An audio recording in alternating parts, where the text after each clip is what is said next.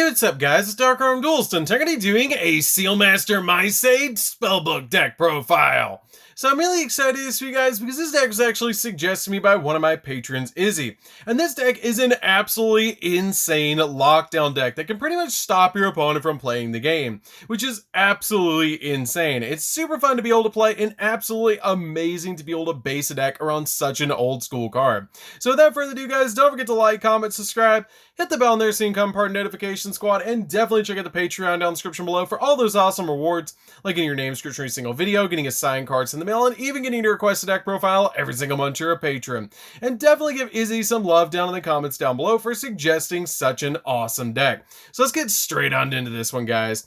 So first off, we're going to be playing 3 copies of Sealmaster Meisei. This card is a great 3 of them in the deck. It's just a really cool old school card. This deck is easily summoned off your copies of Unexpected Die and works super well with our copies of our Talisman of Trap Sealing to be able to basically work like a Jinzo while it's on your side of the field. The entire purpose of the deck is to get this card out on your side of the field and protect it with all the other cards that are locking down the opponent. So this card is a really good 3 of in this deck. I'm then playing 3 copies of Spellbook Magician of Prophecy. This card is a great normal summon for the deck because it has the ability that when this card is normal summon or flip face up, you get to add a Spellbook spell card from your deck to your hand, which can speed up the deck, especially with using your copy of Sealmaster with a spellcaster in this deck. It can actually work really well with your Spellbook cards that you play in this build. I then play a Dogmatica package in the deck, so I'm playing 3 copies of Ecclesia. Ecclesia is just a really good 3 of in this deck because it has the ability cannot be destroyed by battle with a monster special summon from the extract, and you can only use each of the following effects of this card once per turn. That if a monster is normal summoned or if a monster special summon from the extract is on the field, you can special summon this card from your hand. And if this card is normal or special summon, you can activate this effect to add any Dogmatica card from your deck to your hand except another copy of this card. And also you can't special summon monsters from the extract for the rest of the turn, which is not that big of a deal for this deck to be able to do because you're basically just trying to get your copy of your Sealmaster on your side of the field and protect it as much as possible with your Dogmatica cards and the cards that are locking down the opponent. I'm then playing a single copy of Fleur-de-Lis. Fleur-de-Lis is a great card to be able to search off your copy of Ecclesia, and this card is just a really good boss monster for the deck because it has the ability that during the main phase, if a monster special from the extra deck is on the field, quick effect, you can special summon this card from your hand, and if you control another Dogmatica monster, which is always going to be your copy of Ecclesia, then you can negate the effect of one face-up monster on the field until the end of the turn, which is a great effect. And then play a single copy of Maximus. Maximus is just really good in the deck overall because it has the ability to banish a Fusion, Synchro, XZ, or Link monster from the graveyard to special summon this card from your hand. And then during the main phase, you can activate the effect to send 2 monsters with different names from your extract to the graveyard. Also, your opponent sends 2 monsters from their extract to the graveyard. And then you also can't special summon monsters for the rest of the turn, which is not that big of a deal from the extract because locking down your extract with this deck isn't that big of a deal because you're basically just trying to get your Sealmaster on the field as quickly as possible and using the Dogmatica package to back it up. I'm then playing 3 copies of Magician Soul. Magician Soul is just really easy to summon in this deck and just a really good card overall, especially with this letting to draw cards because it has the ability that you can send up to 2 spells and traps from your hand or your side of the field to the graveyard and then draw that many cards. And if this card's in their hand, then you can send a level 6 or higher spellcaster monster from your deck to the graveyard and activate one of these effects, which is always going to be to special summon this card out to the field. So then you can get that draw 2 to be able to dig into the deck for the exact lockdown cards that you need. This card is a definite 3 of in the deck and just really easy to get to and help boost the draw power of this deck.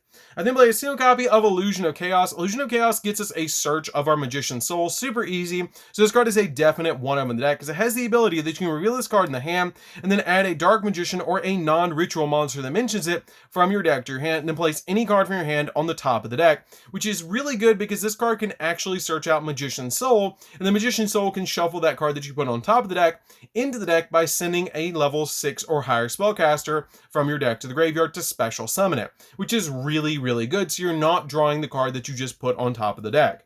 So that's it for the monsters, guys. Let's get into the spells. which we're playing a lot of spells in this deck.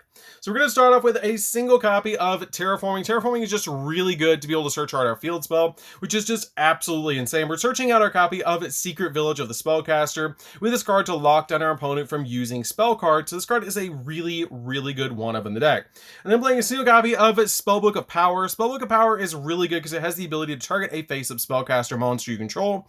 And until the end of the turn, it gains 1,000 attack points. And also, until the end phase, each time it destroys an opponent's monster by battle, you can add a Spellbook spell card from your deck to your hand, which is a really good effect to give you a search off destroying an opponent's monster by battle as well off this card's effect.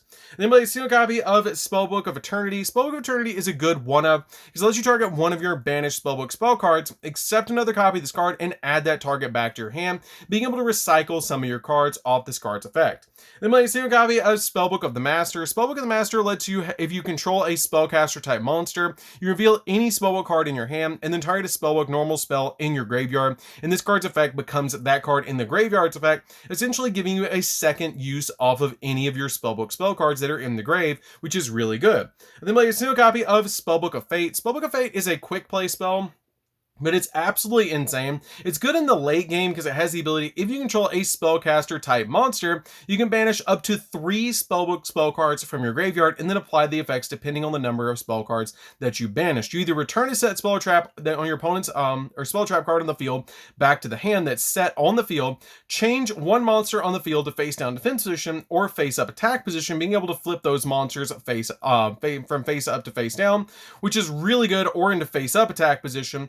Or it has the ability to banish one card that your opponent controls, which is the effect we're always going to use on this card, to be able to just non-targeting banish a card. This card is really easily searchable and just a really good card overall.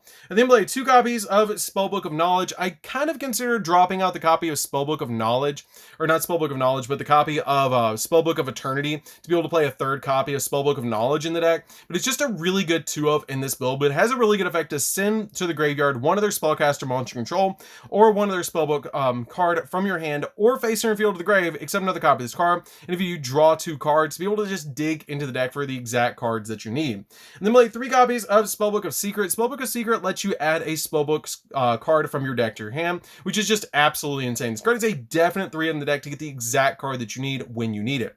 And then play 2 copies of Secret Village of the Spellcaster. While you control a spellcaster on your side of the field, it locks down your opponent from using spell cards, which is really, really insane. It's a really powerful field spell that we're going to search off our copy of Terraforming, and it's just really good overall. But if you control no spellcaster monster, you cannot activate spell cards, which is the only downside to this card, but we're always going to control a spellcaster on our side of the field. And then play 2 copies of Secret Sanctuary of the Spellcasters. This card is really, really good for your opponent's monsters, because when a monster except a spellcaster type monster is normally special summoned to your opponent's side of the field, while you control another face-up spell card and your opponent does not control a face-up spell card, that monster cannot attack or activate its effects this turn. And this effect applies even if its card leaves the field. And if you do not control any spellcaster type monsters, destroy this card. This card is really, really good to be able to lock down the opponent and is a definite 2-of in this deck. And then play 2 copies of Nadir. Nadir is just a searcher for our Dogmatica package. Being able to send a monster from the extra deck to the graveyard to add a Dogmatica monster from our deck to our hand is really, really good. We play 3 copies of Talisman of Trap Ceiling. This card makes our copy of our Meisei are basically a copy of Jinzo, which is absolutely insane because you can only activate this card when you have your copy of your Sealmaster on your side of the field, and it makes so traps cannot be activated, and the face-up effects of trap cards on the field are negated as well. And when your copy of Sealmaster is removed from the field, you destroy this card. But this card is really, really good in the deck to be able to just drop against the opponent to lock down spells, monsters, and traps, which is really, really good. I then play 3 copies of Unexpected Die. Unexpected Die is basically 3 more copies of our Sealmaster. So this card is an absolute must 3-of in the deck to be able to play, to basically just get you 3 more copies of your Sealmaster in the deck, basically playing 6 copies of it, which is really, really good. I then play 3 copies of Moon Mirror Shield.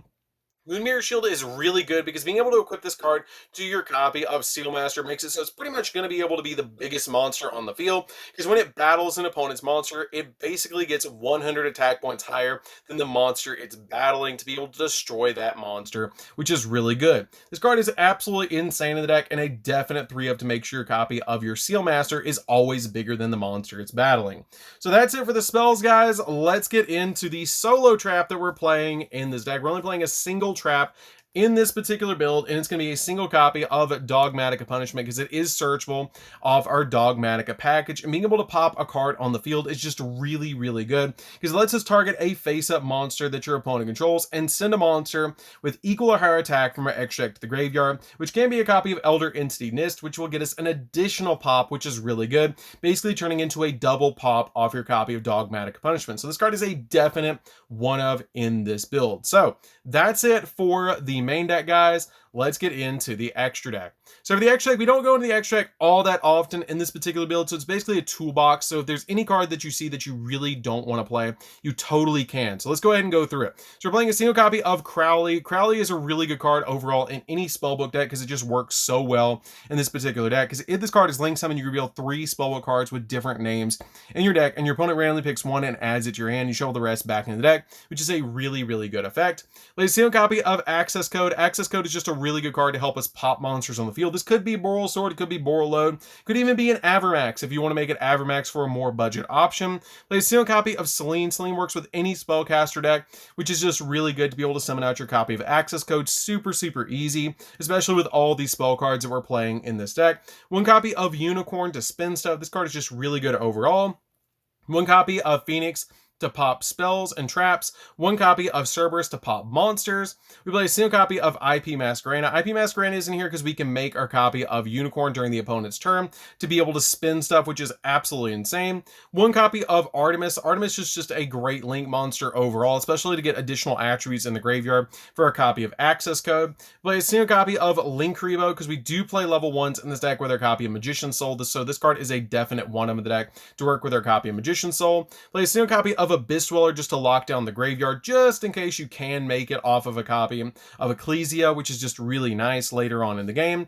For our Dogmatica Punishment targets, I'm playing a single copy of the Herald of the Arclight because you can search out your copy of Illusion of Chaos off this card's effect, which is really nice when it's sent to the graveyard. One copy of Psyframe Lord Omega because you can use it with your copy of Dogmatica Punishment or your copy of Nadir, which is really nice.